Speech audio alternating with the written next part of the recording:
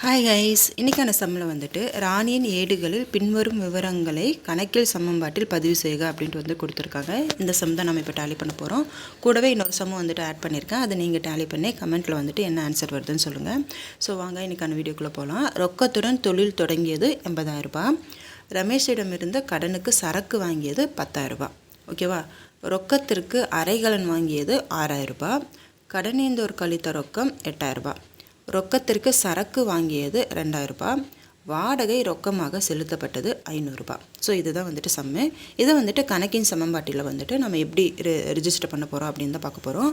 So ஒவ்வொரு வரவுக்கு சமமான ஒரு செலவு வந்துட்டு இருக்கணும் இல்லையா? பற்றுக்கு சமமான ஒரு வரவு வந்துட்டு வேணும். ஸோ இரட்டை பதிமுறைங்கும்போது ரெண்டு பக்கமே நமக்கு வந்துட்டு ஈக்குவல் ஆகும். ஸோ சொத்துக்கள் பக்கமும் பொறுப்புகள் பக்கமும் நமக்கு வந்துட்டு ஈக்குவலாக வரணும். அதுதான் இந்த சம்மில் பார்க்க போகிறோம். ஸோ வாங்க வீடியோக்குள்ளே போகலாம். ஹாய் கைஸ், இன்றைக்கி வந்துட்டு நம்ம ஒரு முக்கியமான சம் வந்து பார்க்க போகிறோம். ராணியின் ஏடுகளிலிருந்து கணக்கில் சமன்பாடு வந்துட்டு பயன்படுத்த போகிறோம். நான் சம் வந்துட்டு ஆட் பண்ணுறேன்.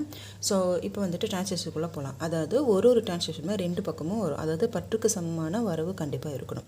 ஸோ அந்த பற்று வரவு வரும்போது எங்கே வரும்? சொத்துக்களாகவும் பொறுப்புகளாகவும் நமக்கு வந்துட்டு பிரியும். ஓகேவா? அப்போ ஒரு டிரான்சாக்ஷனும் எங்கே வந்துட்டு அமையுது அப்படிங்கிறத பார்க்க போகிறோம். ரெண்டு பக்கமே ஈக்குவலாக இருக்கணும். அதுதான் வந்துட்டு லாஜிக். ஸோ இப்போ வந்துட்டு ஃபஸ்ட்டு டிரான்சாக்ஷன் என்னென்னா ரொக்கத்துடன் தொழில் தொடங்கியதுன்னு போட்டிருக்காங்க 80,000 ரூபாய். ஸோ ரொக்கம்னா என்ன? சொத்துக்கள் பக்கத்தில் வரும். ஸோ ரொக்கம் வந்துட்டு சொத்துக்கள் பக்கத்தில் ஆட் ஆகுது. 80,000 ரூபாய் ப்ளஸ் போட்டாச்சு. கூடவே வந்துட்டு அதுவே வந்துட்டு பொறுப்புகள் பக்கத்தில் எந்த பக்கம் வரும்? முதல்ல ஆட் ஆகும். ஓகேவா? காசு கொடுத்து தொழில் தொடங்குறாங்கும் போது காசு பக்கத்துலேயும் வரும், கூடவே வந்துட்டு முதல் பக்கத்துலேயும் வரும். ஸோ 80,000 ரூபாய். ஸோ சமன்பாடு என்ன ஆகுது? இந்த பக்கமும் 80,000 ரூபாய், அந்த பக்கமும் 80,000 ரூபாய். சொத்துக்கள் பக்கத்துலேயும் 80, பொறுப்புகள் பக்கத்துலேயும் 80. அதுக்கடுத்து தான் என்ன? கடன் கொள்முதல் அப்படின்ட்டு வந்து சொல்லிட்டாங்க. கடன் கொள்முதல்ங்கும் போது என்ன? பர்ச்சேஸ் பண்ணுறோன்னா சரக்கு இருப்பு. ஸோ சரக்கு இருப்பில் 10,000 ரூபாய் வந்துட்டு ஆட் ஆகுது. ஸோ சரக்கு 10,000 ரூபாய் ஆட் ஆகும்போது பொறுப்புகள் பக்கத்தில் எங்கே வரும்? கடனீந்தோர். ஏன்னா பர்ச்சேஸ் பண்ணுறோம் இல்லையா? ஸோ அந்த பார்ட்டி பேரில் நம்ம வந்துட்டு 10,000 ரூபாய் வைக்கிறோம். ஸோ அது வந்துட்டு ப்ளஸ் ஆகுது. ஸோ கேஷ் வந்துட்டு 80,000, சரக்கு இருப்பு 10,000, 90,000. இந்த பக்கம் எப்படி வருது? அதுவே வந்துட்டு முதல்லையும் கடனீந்தோர்லையும் ஆட் ஆகுது. ஸோ 90,000. ரெண்டு பக்கமும் ஈக்குவல் ஆகிடுச்சா? அதுக்கு அடுத்தது ரொக்கத்திற்கு அரைகலன் வாங்கியது. ஓகேவா?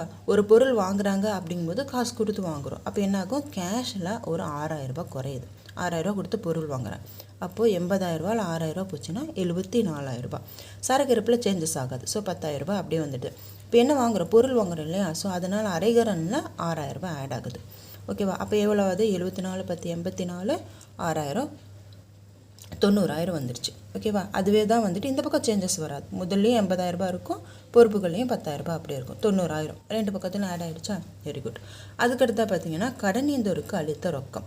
ஸோ அளித்த ரொக்கங்கும்போது என்ன ஆகும்? கேஷில் குறையும். 8,000 ரூபாய் கொடுத்துருக்காங்க. அப்போது 74,000 ரூபாயில் 8,000 ரூபாய் போயிடுச்சுன்னா 66,000 ரூபாய். ஸோ அது வந்துட்டு சரக்கு இருப்பில் பாதிக்காது. ஸோ 10,000 ரூபாய் அப்படியே வந்தாச்சு. அரைகலன்லையும் பாதிக்காது. 6,000 ரூபாய் அப்படியே வந்தாச்சு. இந்த பக்கம் என்ன பண்ணுறோம்? முதல்ல வந்துட்டு 80,000 ரூபாய் அப்படியே தான் இருக்குது. கடனீந்தோருக்கு தானே கொடுத்தோம். அப்போ ஆல்ரெடி அவருக்கு 10,000 ரூபாய் இருக்குது. ஸோ அவர்லேருந்து மைனஸ் 8,000 ரூபாய் பண்ணிட்டோன்னா மிச்சம் 2,000 ரூபாய். ஸோ 82,000 ரூபாய். ஸோ இந்த பக்கமாக டோட்டல் பண்ணால் 66 10 76, இது 6 கூட்டினோன்னா 82 ரூபா. ஸோ ரெண்டு பக்கமே ஈக்குவல் ஆகிடுச்சா? Very good. அதுக்கடுத்து பார்த்தோன்னா ரொக்க கொள்முதல். ரொக்க கொள்முதல் எவ்வளோ பண்ணியிருக்கோம்? 2,000 ரூபாய் பண்ணுறோம். அப்போ என்ன ஆகும்? ரொக்கத்திலேருந்து 2,000 ரூபாய் குறையும். 66ல் 2,000 ரூபாய் போயிடுச்சுன்னா 64,000 ரூபாய். கூடவே என்ன ஆகுது? கொள்முதல் பர்ச்சேஸ் தானே பண்ணியிருக்கோம். அப்போ சரக்கு இருப்பில் 2,000 ரூபாய் ஆட் பண்ணணும். 10 + 2 12,000 ரூபாய். இது என்னது? அரைகலன்னு சேஞ்சஸ் வராது. 6,000 ரூபாய் தான். முதல் வந்துட்டு 80,000 ரூபாய் தான். ஸோ வந்துட்டு இங்கே 2,000 ரூபாய் வந்துட்டு ப்ளஸ் பண்ணுறாங்க. ஓகேவா? இந்த 2,000 ரூபாய் வந்துட்டு அப்படியே வந்துடும். ஓகேவா? அந்த ப்ளஸ் சிம்பிள் ஞாபகமாக போட்டுக்கோங்க. அதுக்கடுத்து வந்துட்டு வாடகை ரொக்கமாக செலுத்தியது. ஸோ ரொக்கமாக செலுத்தியதுங்கும் போது என்னாகும்? கேஷ்லேருந்து குறையும். 500 ரூபாய் கொடுத்துருக்காங்க. ஸோ 64லேருந்து 500 ரூபாய் மைனஸ் பண்ணனா 63,500 ரூபாய். ஸோ அதனால் வந்துட்டு சரக்கு இருப்பில் சேஞ்சஸ் வருமா? வராது. 12,000 ரூபாய். அரைகலனு சேஞ்சஸ் வருமா? வராது. கேஷாக வந்துட்டு கொடுத்துருக்காங்க. ஸோ அரைகலனுக்கு சம்மந்தம் இல்லை. 6,000 ரூபாய் அப்படியே தான் வரும். முதல் என்ன ஆகுது? கேஷாக வந்துட்டு கொடுத்துருக்காங்க அப்படிங்கும்போது முதல்ல கொஞ்சம் மைனஸ் பண்ணணும். 500 ரூபாய். ஸோ 79,500. ஸோ பொறுப்புகள் கடனீந்தோருக்கு இதுக்கும் சம்மந்தமாக கிடையாது. ஸோ 2,000 ரூபாய். இப்போ என்ன ஆகுது? 79. ஸோ இதை வந்துட்டு டோட்டல் பண்ணிக்கலாம். கூடவே வந்துட்டு இங்கே பார்த்தீங்கன்னா 63,500 ப்ளஸ் வந்துட்டு 12,000 ரூபாய்.